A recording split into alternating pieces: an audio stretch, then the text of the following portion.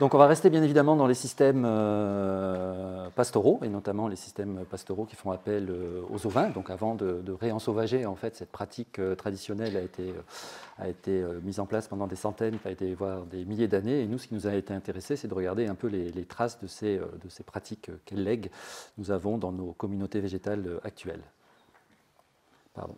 Donc, ce type de travail, ça fait typiquement partie de ce qu'on appelle l'écologie historique, qui est une des disciplines de l'écologie que je trouve très intéressante, puisqu'il y a une approche interdisciplinaire entre l'histoire et l'écologie. Et finalement, cette approche, elle est assez, pour moi, toujours importante, parce qu'elle nous permet de connaître un peu, finalement, quelles traces on va laisser dans le fonctionnement des écosystèmes. On étudie beaucoup les interactions dans les socio-écosystèmes entre, bien évidemment, l'homme et la nature, entre guillemets. Mais je pense que c'est aussi important de regarder qu'est-ce qu'on va laisser comme trace si jamais on venait à disparaître, la Poutine's théorie, comme peut-être vous avez entendu parler. Et donc c'est quand même assez intéressant de voir finalement quelle est notre place dans ces systèmes et quelles traces on va laisser dans les années qui viennent, dans les centaines d'années qui viennent, etc. Il y a eu énormément de travaux qui ont été bien sûr réalisés dans ce domaine-là et depuis très très longtemps. Je vous renvoie à l'excellente présentation qu'avait fait Guillaume en 2019 en introduction sur l'écologie historique. Il se trouve qu'habituellement, moi je travaille plutôt dans le domaine des sciences de la conservation et de la restauration, mais finalement, en fait, comme on dit, les sciences de la restauration sont enracinées dans l'écologie historique. Mais pourquoi? Parce qu'avant tout projet de restauration, finalement, on doit être capable de bien identifier nos objectifs de conservation et restauration. On a eu la communication de Hugo sur la nécessité de reconnaître ces écosystèmes de référence avant dégradation, quelles sont leurs variabilités spatiales et temporelles.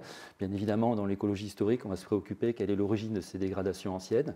On va essayer d'identifier ce qu'on appelle les seuils d'irréversibilité, qui font qu'on n'a plus de résilience naturelle et qu'il va falloir soit agir de manière active, soit comme vous l'avez dans ce schéma, quand vraiment les dégradations elles sont trop lourdes, etc., de quitter cette idée de référence et aller vers ce qu'on appelle des nouvelles natures, des nouveaux écosystèmes, le laisser faire, le réensauvagement. Et donc tout ça c'est important aussi parce qu'il faut qu'on connaisse le niveau de dégradation qu'on a pu mettre en place, la vie de notre écosystème historique, et bien, quels sont les niveaux de conservation et de restauration qui sont requis. Donc finalement écologie historique et écologie de la restauration sont assez liés. Il se trouve qu'il y a eu déjà beaucoup d'études qui ont été réalisées en fait en écologie historique. Moi, celles qui m'ont attiré mon attention, c'est celles qui ont été faites par Jean-Luc Dupoué, que je considère toujours comme pionnière, et notamment dans les écosystèmes forestiers, où il avait montré à l'époque qu'on avait une trace de la présence d'anciennes villas romaines dans les écosystèmes forestiers, et que donc plus de 2000 ans après, on retrouvait non seulement des compositions spécifiques, des richesses en fait spécifiques et des banques de graines différentes dans les écosystèmes forestiers. C'était un peu étonnant pour moi, parce que moi j'ai l'impression que l'écosystème forestier, avec sa dynamique, avec la sylvigénèse, les arbres imposant leurs conditions au milieu, on avait un effacement de cette trace. Donc il y a eu énormément de travaux qui ont été faits, je ne vais pas tous les nommer, etc., mais c'est une discipline qui est surtout pratiquée dans les écosystèmes forestiers et beaucoup moins dans les écosystèmes herbacés. Alors peut-être que le fait que ce soit de l'herbacé, souvent on a l'impression que l'herbe, ça reste de l'herbe, c'est monostrate, ça reste tel quel. Il n'y a pas de succession, on a l'impression qu'il n'y a pas de sylvigénèse et pour cause dans ce genre de milieu. Et pourtant, croyez-moi, ça bouge à la fois dans l'espace et dans le temps. C'est dommage, la présentation de Gabriel, c'était dans l'espace, mais j'essaierai de la faire demain. Et puis, en fait, quand je discutais, etc., souvent, il y a des pensées de dire que les régimes finalement récurrents de feux pastoraux ou la récurrence du pastoralisme pendant des centaines d'années, voire des milliers d'années, ça a effacé les traces anciennes. Et puis, on a eu quelques publications fin des années 2000, en fait, qui ont montré notamment des très beaux travaux de collègues estoniens dans des pelouses calcaires, en fait, dans des îles, en fait, dans la mer Baltique, qui ont montré que même dans ces milieux-là, en fait, la richesse en espèces et la composition, quelquefois, pouvaient être liées à la distance, en fait, des anciens villages qui dataient de l'époque néolithique. Donc, comme quoi, il y a bien une trace qui peut rester au niveau humain dans ce genre de milieu. Et donc, pourquoi pas travailler donc, sur l'accro, un écosystème original, j'aime beaucoup, qui correspond vraiment à cette définition d'écosystème herbacé très très ancien, pâturé depuis des milliers d'années et brûlé depuis des milliers d'années. Je vous renvoie au poster également qui est présenté par des collègues. Et puis ce qui est intéressant dans ce milieu-là, c'est qu'on sait qu'il a été pâturé pendant des milliers d'années. On a même une référence bibliographique qui date de 77 après Jésus-Christ. Ça, c'est quand même rare quand tu fais une étude, tu commences à faire ton travail. Qu'est-ce qu'il a dit? Moi, j'ai une référence de Pline, 77 après Jésus-Christ. Donc, je me suis permis de la traduire en français pour ceux qui auraient un peu oublié leur latin de l'époque du collège et du lycée, qui nous dit que très clairement, l'Accro est une plaine caillouteuse dans la province de Narbonnaise à l'époque, et aujourd'hui remplie de thym. Il y a un excellent poster sur le thym et puis le criquet également. C'est presque pour leur seul revenu, et des milliers de moutons déjà à cette époque venaient de contrées lointaines pour brouter le thym et bien sûr d'autres espèces. Donc on a vraiment cette référence à la pratique pastorale depuis 2000 ans. Alors nous, ce qui nous a intéressé là-dedans, c'est effectivement, quand on regarde l'accro, c'est quand même assez, quelque part, monotone et monostrate. Et quand on regarde une photo actuelle à une ancienne carte postale, on a l'impression qu'effectivement, il n'y a pas grand-chose qui change. Hein. Ça ne se boise pas, etc. Et si on ne va pas le mettre le nez dedans, on ne voit pas forcément les différences de composition et de turnover, en fait, à la fois spatiaux et temporels sur quelques années des espèces en fonction des régimes de pâturage et des régimes d'incendie ou maintenant du changement climatique. Alors heureusement, quelque part, on a une espèce de machine à voyager dans le temps qui est présente dans l'accro. On n'a pas bien sûr de zone de culture. Hein. Dans le centre accro, les zones étaient impropres à la culture traditionnelle. Alors bien sûr, si on détruit tout et si on fait des forages, on fait toujours de magnifiques vergers intensifs, donc je vous déconseille la consommation des pêches. Mais on a ces structures en fait, qui sont encore assez présentes dans l'accro, qui datent en fait du 19e siècle, qui ont été construites notamment à la fin de l'époque napoléonienne. Il fallait de la laine en fait, pour que Napoléon aille se prendre la pâtée déjà en Russie à l'époque. Et donc on a croisé la race locale, en fait, qui était une race d'origine italienne, avec le mérinosdal pour faire un mouton à laine, mais qui était plus fragile et qui nécessitait la construction donc, de bergeries qui sont encore présentes aujourd'hui. Et surtout, à côté de ces bergeries, donc, des enclos pastoraux, où on va regrouper les animaux, etc., et où on va les trier, etc., les séparer, les soigner, et où, bien évidemment, l'impact du pâturage va être majeur, en fait, en termes de prélèvement, mais bien évidemment en termes de dépôt de crottes, d'urine, etc., qui vont changer radicalement la donne. Alors ces effets en fait, de la présence des bergeries actuelles sont bien connus. On a des ceintures de végétation autour, un peu organisées à la manière des ceintures de végétation autour des étangs. On a une bonne communication du coup sur ce sujet-là également, et qui sont dues vraiment à la présence beaucoup plus importante des brebis aux alentours de la bergerie que quand c'est éloigné au niveau de la bergerie.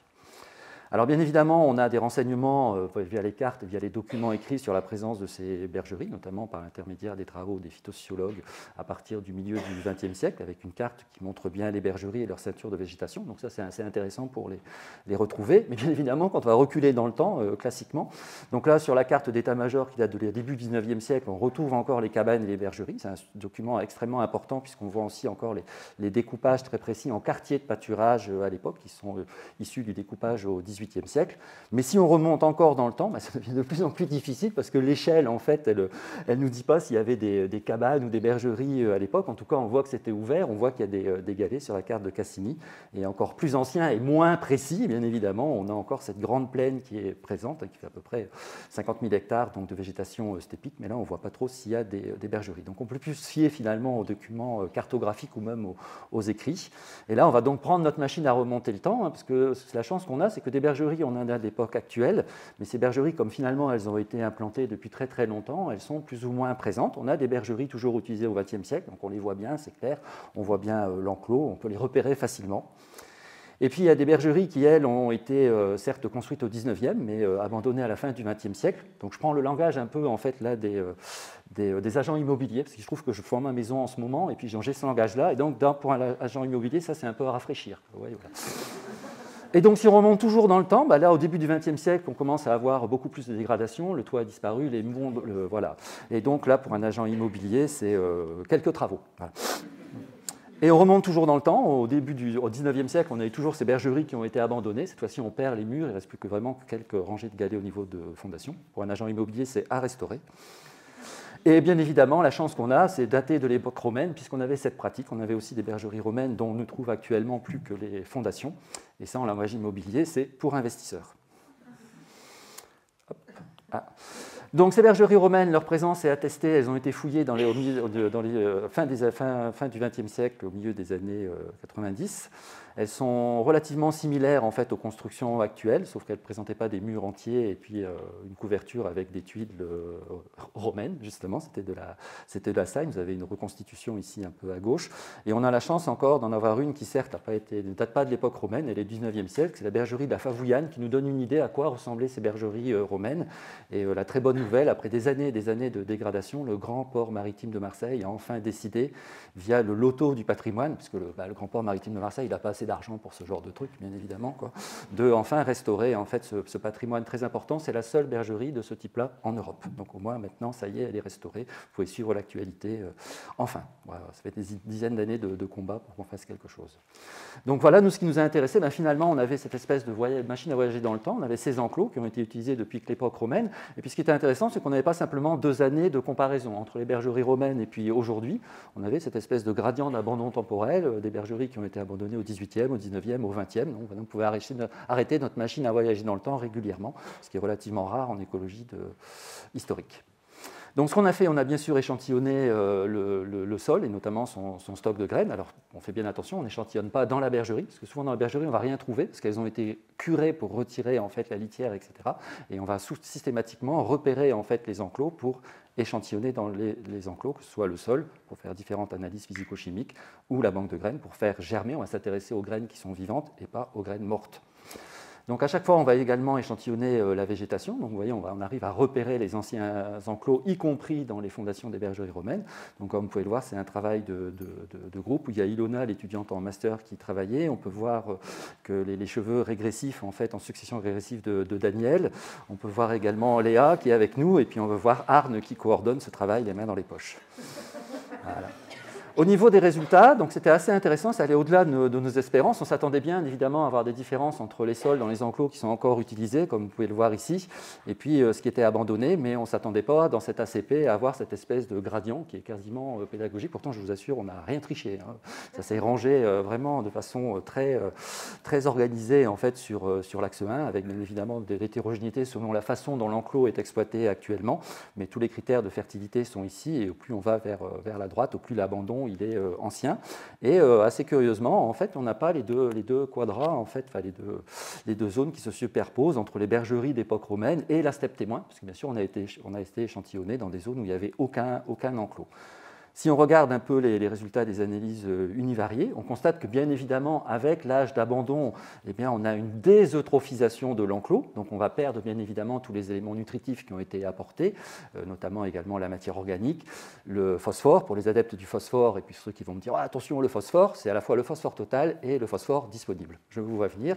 Et puis on a regardé tout un tas d'autres paramètres. Et la curiosité, c'est que même après finalement 2000 ans d'abandon en fait, pour la majorité de ces bergeries, on a encore des résultats significatifs entre les endroits où on a eu des enclos abandonnés à l'époque romaine et des endroits où on est dans la steppe de référence. Ce n'était pas un résultat qui était forcément attendu, cette rémanence en fait, sur les sols de cet effet.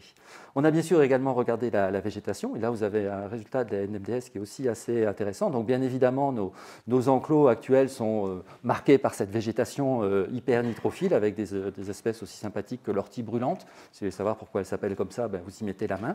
Mais sur l'axe 2, en fait, on voit bien ce gradient temporel, à nouveau, qui va s'exprimer à travers la végétation. Et encore une fois, même sur des endroits où on a eu des enclos à l'époque romaine et qui sont abandonnés en fait, depuis 2000 ans, on a des compositions qui sont un peu différentes des endroits de steppe témoins où, a priori, il n'y a eu aucun aménagement depuis l'époque romaine.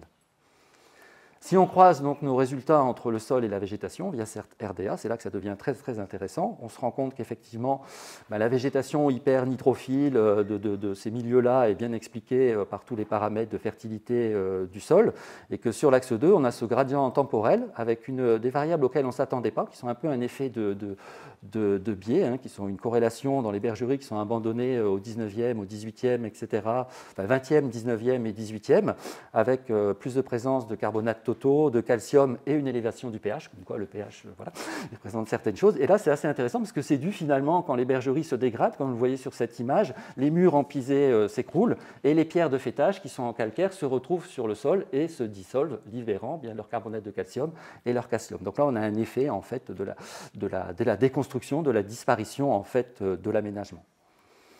On a regardé aussi en analyse univariée différentes variables qui concernent spécifiquement la végétation. Donc là, avec le temps qui passe, la végétation s'enrichit. Dans les enclos actuels, sous l'effet du pâturage extrêmement fort, le dépôt de litière, etc., on a une végétation certes hyper nitrophile, mais assez pauvre.